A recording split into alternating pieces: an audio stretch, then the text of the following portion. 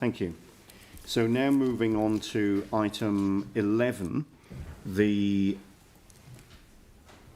Asset Performance and Condition Report.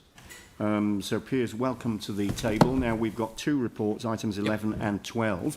We'll take both of them as read. We'll deal with them one at a time, obviously. Yeah, certainly happy to receive any commentary that you have on item 11, and then we'll move to questions. Great, thank you. Good morning, councillors. I've got a couple of slides here. I'm just going to step you through it. I appreciate that the condition and performance report that you've received is a fairly meaty tome in and of itself. I think it was about 60 pages of detail. So I'll try and nip through what we've got on here at the moment. Previously, you've received 4 independent reports, and for this particular committee, there was a question asked, can we bring this together into a single report? Now, these reports gave you some indication of what the value and condition of our assets were, and obviously you've had a number of reports prior with shifts in the Three Waters valuations, and a lot of this work has been focused on helping to understand where the gaps are in the information for areas such as valuation. Importantly enough, we're now moving into performance-based information as well, and that's a big maturity step for councils as a whole, and particularly this council as we start looking at that. And I've displayed a number of projects to you over the previous years that are beginning to drive that question of how are our assets performing. So I think importantly, about 63% of those metrics that you've looked at in that report have shown improvement in one way or the other. And that's giving us better confidence in the planning capability that we have for processes like our long-term plan. What information do we have, and how does that underpin where we invest? Of particular interest for me has been the transport area and making sure that the assets related in that report are coming up. And we've had NZTA technical and procedural report that's come through, and they're very pleased with the shift in information that we hold about our roading and path assets in that space. Parks, once again, there's been a really significant push from the teams to get into much more levels of detail around information about their particular asset base. There were some gaps, previous reports around some health and safety aspects, things like safety rails, and the teams really doubled down in that area to make sure that information's in place. I guess it's not all roses. I think the challenges that we have found in doing this particular report, which has taken a couple of my team many months to actually pull this together, we still have challenges around information to do with our pump station network and our treatment plants. And that's becoming a particular focus for the teams given the valuation space that we had in the Three Waters area. We had a $3.87 billion jump in our asset valuation last time around. A lot of reasons for that, one of which, not the majority factor of it, was asset-related information. Mm-hmm. So we know there's some gaps there. This report and bringing this report to this committee helps the teams keep focused on understanding where those gaps are sitting. We've got as I've alluded to, we've had a number of projects that have been driving planning type capability for the LTP. You'll hear me use this 4-letter acronym, the AAIF project, the planning tool that we use for reticulation. I did a presentation to that a number of months ago. It's those sort of projects that help us understand where the gaps are in the data. And that's been really important in understanding how that data is used to deliver and de-risk investment scenarios that the staff put together for you. Council are closing those gaps, which we talked about, and this helps us understand where those gaps are. And we're now beginning to understand where performance is. So if you have if you remember back, there's an A3 sheet that sat in front of that report with a number of areas that we're focused on. In particular, you can see that there are gaps within performance. And that's really, not a lot of councils are in that headspace about how are our assets performing. And it goes back to that simple analogy. We might replace a roof on a building. We might replace a pipe. And we will give that a condition of 1. It's brand new, it's shiny. But actually, if the roof leaks, is it giving us the level of performance that our communities expect from it? And so it's that performance and how the data is being used to derive that information that really helps us understand, are we actually looking after the assets in the best way? So we're on that journey. 19 to 21, we've been developing these reports. The next steps for us are automating it. As I said, it was a huge amount of effort for the team to bring these reports to you. And we're now in the process of automating it. Should get to a point where it's almost push a button and here's the report. So we've still got a journey to go in that, and this little slide here helps us understand where we're actually going. And ultimately, we're now beginning to focus on the LTP for 2024. What are the improvements and where are the gaps to make sure we de-risk the investment? Okay, on to the 6 monthly report. Unless there are any questions, sorry, Councillor Turner, do you want to go to questions on this? Or? Yeah, let's deal with them one item at a time. One at a So time. we'll deal with item 11 first, and then we'll come to item 12 separately. Sure. So this has obviously taken some time to get to this point, but it's good that we're now here and clearly significant progress has been made. We had previously expressed some concerns that there was an asymmetry of activity, particularly between transport and waters. You've called out a number of issues with some of the water assets. Am I right in thinking that the Three Waters area is one area where you'll be putting specific information with the intention of bringing that asset data up to the same level that we've got the transport asset data? Correct. That is exactly what we're doing. So as we start understanding where the gaps are and what the implications of those gaps, we have to make a decision. Do we spend time, effort and resource on fixing our laterals data that we've got? No, because that doesn't figure hugely in the investment, and it's actually a relatively small component of the overall asset base. However, our wastewater treatment plant and the understanding of our asset base within that's a critical asset that we need to spend more time on, and us understanding how that breakdown occurs allows my team to focus in that area. And when do you think we would get to a point where we've got a similar level of data on water assets as we currently do on transport assets? Well, a lot of the Three Waters reform is driving the imperative to understand how that data is being used. Yep. In answer to your question, timeline, I would expect over the next 6 to 8 months that the pump station environment, we should understand the detail behind that gap, and that then becomes a process of filling in the mortar between the brickwork, I guess is probably a metaphor to use. For our wastewater treatment plant, I'm at the very early stages of trying to understand the unknowns in that space. Diane Branch and I have had a couple of conversations around the next potential valuation that we need to do. So, it's that valuation work that helps drive what is the information that we hold about our assets. Yeah, and then final question from me. You're proposing to bring this report to us next in April next year. I'm assuming that means that you're intending bringing this report annually rather than 6 monthly from this point onwards? As far as the programme or the condition and performance report? The performance and condition report. We've got item 3. Approve the timing for the next asset condition and performance report to be submitted to finance performance in April 2023. So that's a year away. Yep. Obviously, this has been coming 6 monthly. Given the concerns around needing to bring the water data up to the same level as transport data and the concern around filling gaps, and given the comment that you made around with the work that's been done, this should very soon be as simple as just pushing a button to get the report. Why would you be proposing to bring this annually rather than 6 monthly? I realise, the alignment with LTP preparation is one part of the answer, but if it's easy to bring it 6 monthly and there's work going on that would be reporting 6 monthly, why would you be proposing to bring it annually? I think it's just the number of reports that you have to receive is the main aspect, and it brings us into the correct cycle. So the process of bringing a report to you and the effort that has been required, that's one element of it, but it's also ensuring that the shift in or the change in that data set is that actually materially relevant. If these numbers change within 1% of each other, there's not a lot of point of bringing the report at this level of regularity. Okay, now my mental arithmetic has let me down. 2023 is 2 years away, not 1 year away. You wouldn't consider bringing something to us at least in a year's time as an interim update? If you would prefer to receive it yearly, then that's something that we can do. Happy to do that.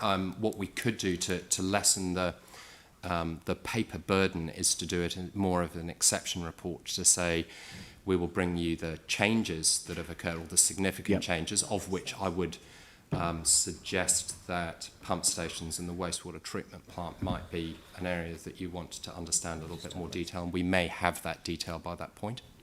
Okay, so that would then see us bringing an exceptions report in April 22, and the next version we'd see this full report would be in April 23 as part of that early stage of LTP 2024 development. Yeah, because I think fundamentally having this report prior to an LTP process helps council understand, do we have the right information underpinning the investment scenarios, and therefore the question that if I was a councillor that I would be asking me would typically be, do we have the capability to use that information to understand where we invest? And that's the space that the team are trying to operate in. So I think all of that speaks to that interim exceptions report being brought in a year's time in April 22, and then the full report in April 23. So if we can change the resolution to reflect that, assuming that people are generally in agreement, then that would be the way to go. All right. And Piers, from your point of view, your team is capable of doing that. We're not putting a huge burden on the team, just given the comments you made around, reporting becomes easier the further into this we go. Yes, I'm happy with doing that.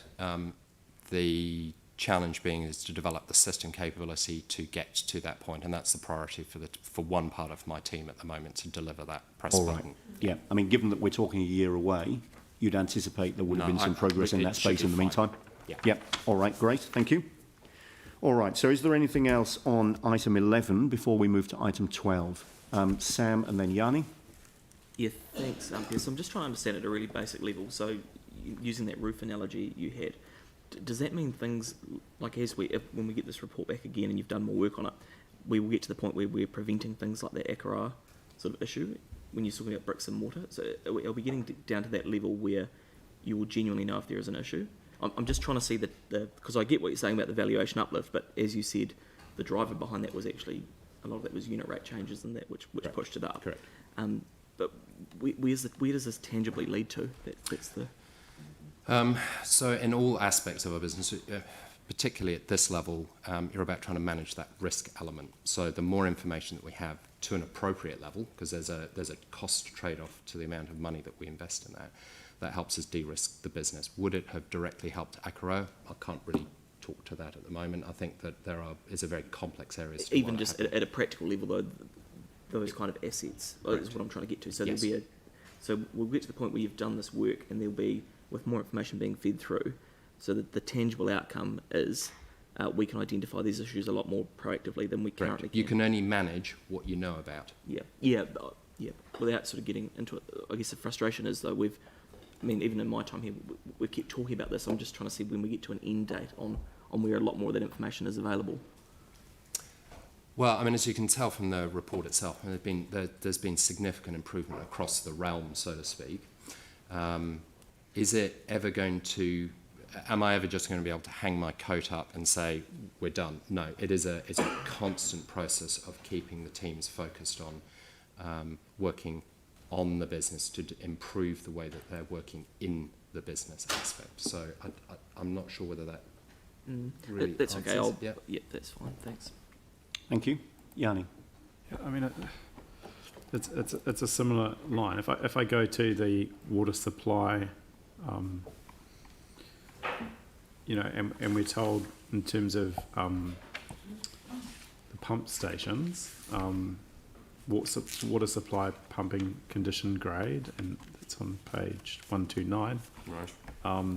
3.22, how complete reliable is the condition data? Uncertain.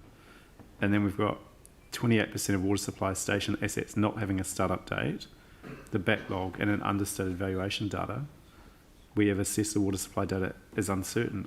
I can't understand, and we're also told there's a backlog of renewal data. With all the focus we've had on water supply to try and get the chlorine out of the water, like, how can we not have good information?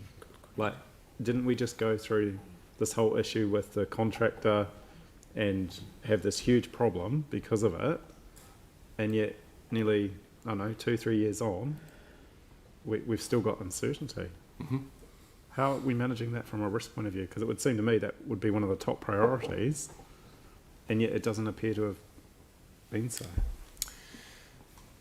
The way that the report and the maturity of the way that we look at information trustworthiness, the team have taken quite a pessimistic view that if the information that we hold about an asset lives on a uncontrolled spreadsheet on somebody's hard drive that doesn't have sufficient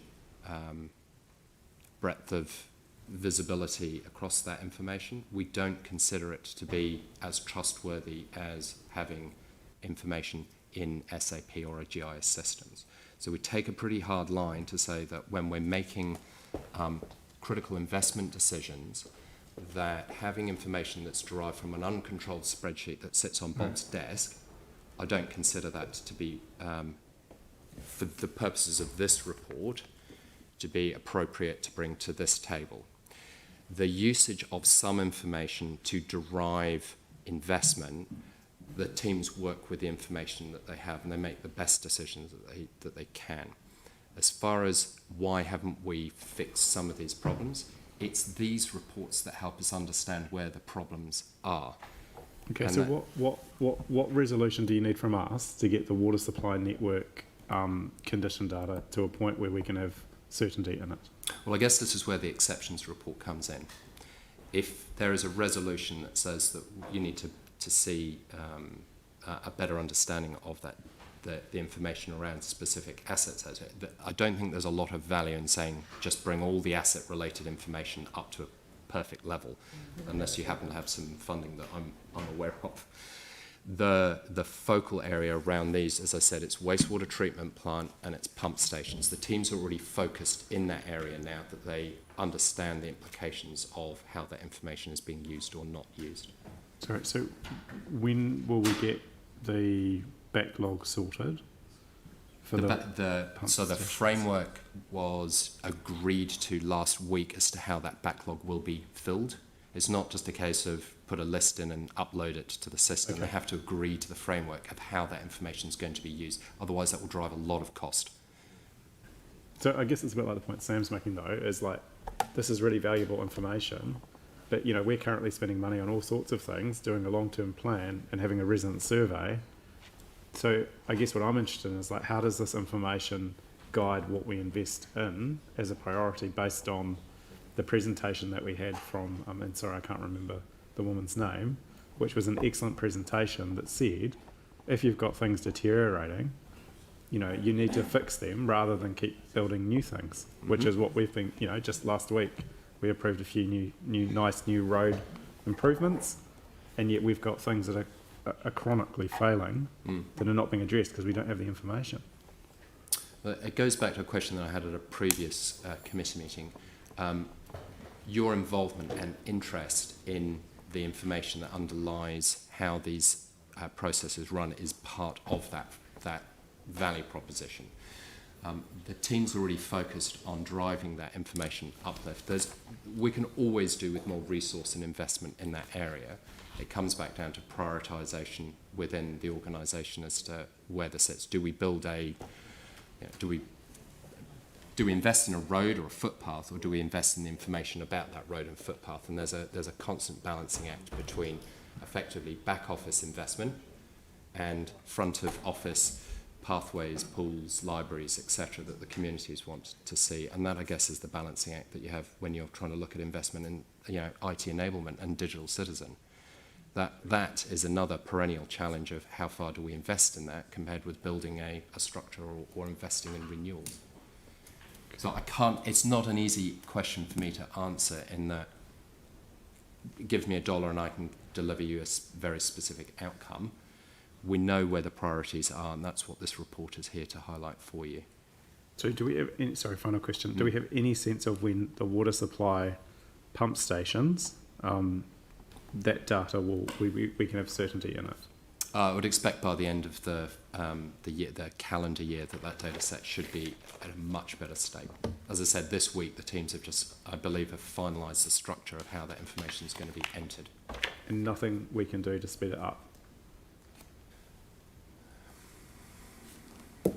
I don't think at this point, because the maintenance contract for the water supply and for the three waters environments is driving a lot of that as a matter of course. So, yeah.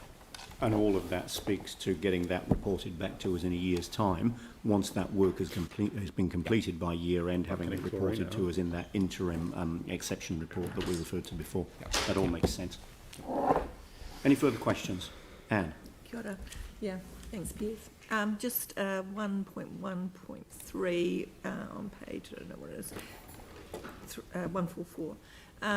Performance. There is no performance data currently analysed for parks, and I'm just wanting to understand that a bit more. And also 1.1.5, confirm an appropriate methodology to assess asset performance. So can you tell us a bit more about that? So the component about parks, I mean, it's the same for a lot of the assets, that we don't derive performance because we just replace the assets at an annualised cycle. So bus stations, they are replaced, quote me on this, but every 18 months a bus station's just replaced. There's no point doing condition or performance related information because it drives a huge amount of cost. We just know that, you know, on average these assets last this length of time. It would be the same for a park bench. We replace park benches at a level of regularity in that space. So that's, you know, there's an annualised replacement program that the teams manage. All right, thank you. So, Jimmy, yes. One question. Just take example, page 118. Here you mentioned value, $1 million, this one. There's a date, present value, or is what kind of value? Sorry, I can't recall exactly page 118. The value of which assets? No, this one is like a wastewater pipe, you know. You have value. This value is after the depreciation value. Well, it depends. Yes, it is. So if that's the depreciated number that you're referring to in there, then yes. Okay, if that's true, because you mentioned in 2022, you know, you presented to the council particular emphasis systemized and automation one. I'm not sure if that's true, whether those depreciation or technology innovation, you are also part of this report or not, particularly for the specific phase, those assets. So are you asking, is the systemized approach that we're taking into account depreciation? Yes. Yes, it just depends on how we cut the numbers. Yeah, I know. But after several years, you can see this, the innovation is continue go on. So maybe the existing asset cannot meet the future needs. It's not effectively or efficiently. In that kind of factor, you also consider. Is it a factor that I consider in the creation of the report to use depreciation? And also the technology, innovation. I mean, the technology can do whatever we need it to do. It's really around how we want to display those numbers, whether they are depreciated or optimized depreciated or otherwise in that space. So I'm not sure I understand quite the question. Okay, maybe offline we might. Yeah. Ask. All right, Okay. thanks, Jimmy. Thank you. Offline, yes. All right, so we've got some recommendations in front of us here. We've just changed the wording in the paragraph 3. And if we can just firm that up a little bit, actually, with an exceptions report to be submitted to the committee. Just makes it very, very clear what we're expecting. With an exceptions report to be submitted. Yep, that's fine. All right, so I'm happy to be the mover of that. Do I have a seconder? Sarah? All those in favour say aye. Against? As carried. And then moving straight